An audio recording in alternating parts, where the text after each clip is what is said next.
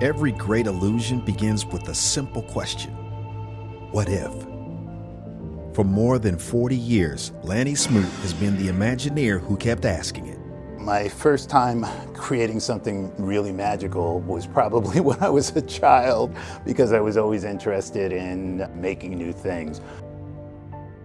I worked on getting Madame Leota in the Haunted Mansion, one of our most classic attractions, to fly. She used to be a disembodied head in a globe and sat on a seance table and was wonderful. She talked, but we wanted her to fly.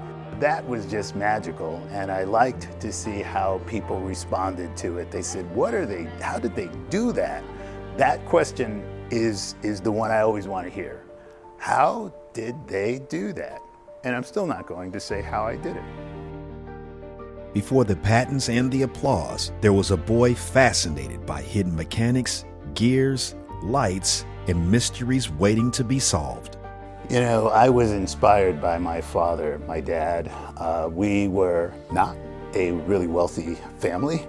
My dad was an itinerant inventor himself. When I was 5 years old, he brought home a battery, a bell, a light bulb. He got the bell to ring, and I was amazed. I mean, I just said, this electricity thing is great. And he also got that light bulb to light, and it lit my entire career. Brilliance rarely follows a straight path. As a Black inventor in spaces where representation was limited, Lanny transformed obstacles into fuel. When I grew up, I will say this, I wanted to be an engineer. I learned what an engineer was when I was in my teens, but I never met a Black engineer before I was one. Every invention begins with a need, a puzzle waiting for imagination.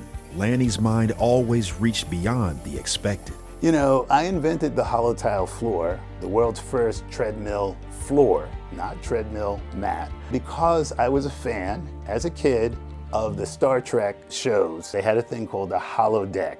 It was a room that you could walk into and be anywhere you want to in the universe. And I reasoned that if you were in a head-mounted display and in virtual reality, you could walk around and sort of be in another environment until you walked into the walls and into, if it was at your home, to trip over the couch or any of those other things. I reasoned that what's going to be needed for successful virtual reality is a floor surface that allows any number of people to walk on it in any direction.